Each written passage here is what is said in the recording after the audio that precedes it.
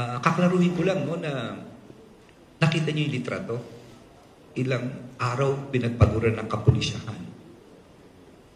At to commend General Torre and his group and General Marbil, nasa kote na huli na sabi ko, no? Kasi yung word na pagsuko, no? Nagkaroon ng konting sa nahuli at sa nasuko.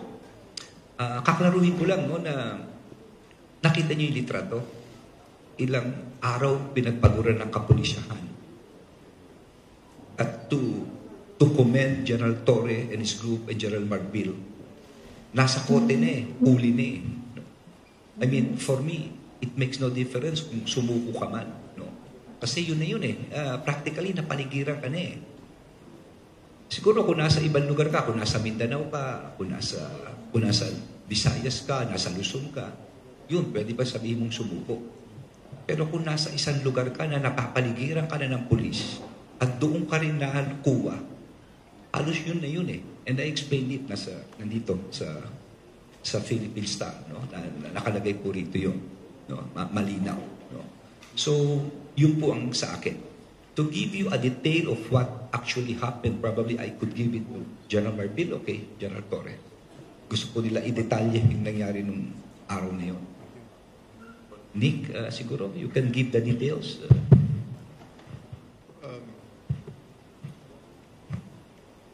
As the Secretary have said, yung pagsuko, formality na lang yun because at the end of the day, whether he likes it or not, the end result will ultimately be the same. So maybe he just chose the path na feeling niya ay mas magaan para sa kanya. And on our part naman, mas gusto naman natin na wala nang masaktan pang additional. So, our 1 p.m. assault deadline ay in-extend ko ng konti. In-extend namin ni General Marbil ng konti para pagbigyan ang mga request nila na sila ay lalabas na lang ng kusa.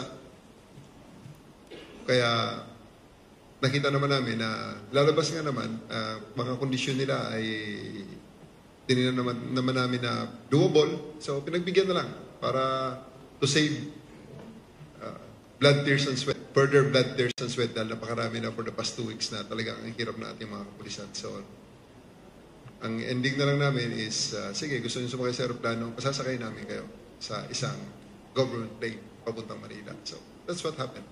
Because kung hindi nila ginawa yun, ganun din. Sasakay din sila, baka not in that manner na sasakay sa plane. But they really have no options whatsoever.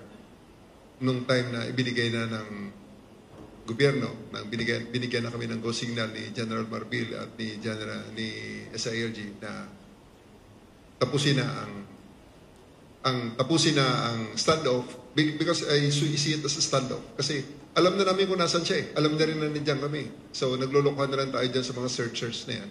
Pinagbibigyan namin until nang makita nyo sa Senate hearing, mapresenta sa publiko para hindi na magbago ang narrative if ever na may mangyari. So na-realize nila siguro na since the public already knows what is the real narrative inside, na ang mga pulis para makapasok dun sa kanyang hideout ay kinakapkapan pa.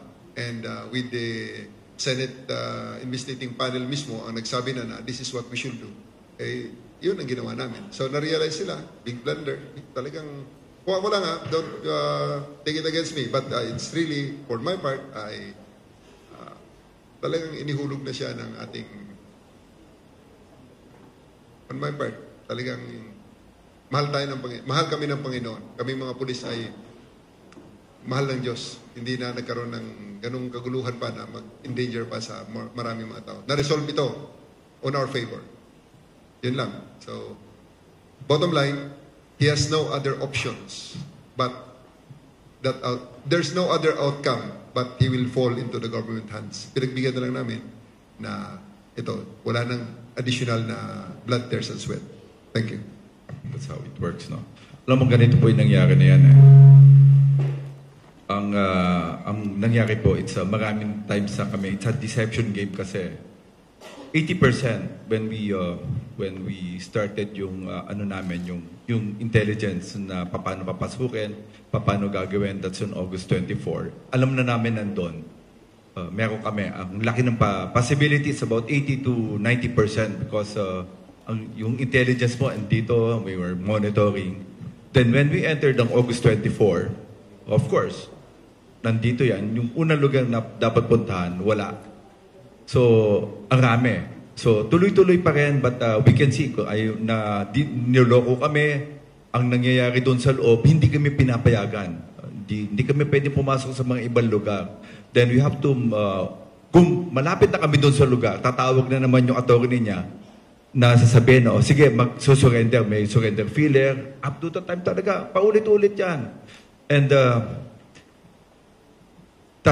they file a case, then of course, nihanahabol kasi namin yan. Dapat, why August 24? Because we know, on September 1, that's September 1 to, that's a 1 week, that's a KOJC celebration.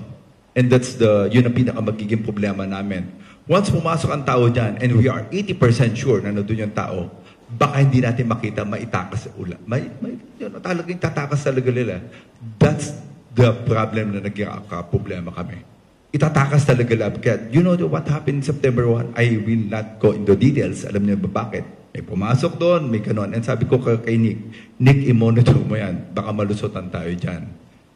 So, paulit-ulit yun. Then, up to the time na we got a breakthrough, na din namin that was Friday, na we are so sure na nandito sa lugar na yon. Alam na namin eh.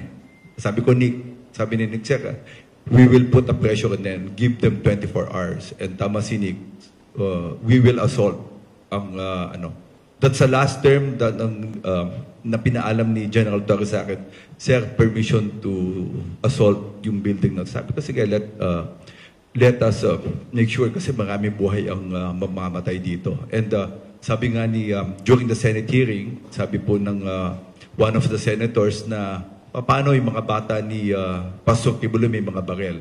And since sinabi mo yan, alam na namin, dinagdagan mo na nandun talaga. And lalo kami na-convince na nandun talaga siya. Kasi hindi ka makakalabas doon eh. How we lock the door, yung place na yun, hindi ka makakalabas sa rami namin security. We put 2 directorates there to make sure na talagang gwardyado ay as General Alinsangan na ang trabaho mo lang is really to make sure na yung KOJC nakalock in. Walang papasok, walang lalabas na hindi namin alam. Then, of course, nandun po yung sa intelligence namin to really gather the people, talk to these people kung sino magsusurrender. Kaya nga yung last week, Sunday, may 2 nagsurrender pa eh. Kaya nga sabi ko kay General Torre, tignan mo baka may mga kaso pa tayo ma-file against these people. Kasi may mga tao pa doon eh. Remember, General Torre mentioned about 3 or 4 days before this act on about surrender that they saw many kids. Marami pa nakikita eh. So since marami kami nakikita, may mga butas kami na hindi pa namin nakikita. May mga lugar na hindi pa namin nakikita. Of course, if you'll see, we use mga different equipments. We use yung ground penetrating radar. We use a sonar. Up to now, of course, we know meron pa mga hiding place. Kaya since nakikita niya na at napipin down siya, pin down talaga yun eh. It has nothing to, wala na siya pupuntahan. Sa sobrang rami ng natin. And we're get so seryoso talaga si Nick Torito. So sabi ko, Nick, ito lang to make sure kung mayroong mamamatay, tignan natin basta walang bata. Mahirap kasi pagkabata may tinamaan eh. Iba na istorya na to. Kahit na maganda yung operations mo, pag kami namatay ni Inocente, it will go the line. And the guidance for President is to make sure that we follow yung human rights.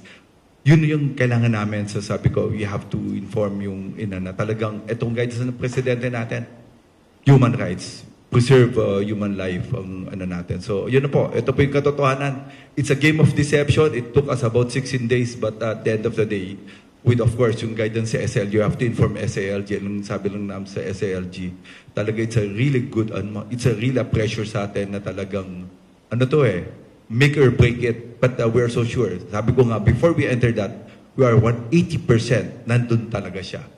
80% from the time that we monitor ng June, from the time we started there, yung June 10, alam na namin doon. And there's no movement, pinag-aaralan po ng intelligence natin. What makes us harder is yung buhay lang talaga ng tao. What will happen pag kami tinamaan? So, eto na po. And we're so happy talagang ang galing po ng Philippine National Police. Of course, the President's well-informed kung ano po yung nangyayari and ang guideline talaga niya to make sure talaga na ma-implement to. Walang above the law. Yun lang po yung gusto natin. So, yun na po. Maraming salamat po.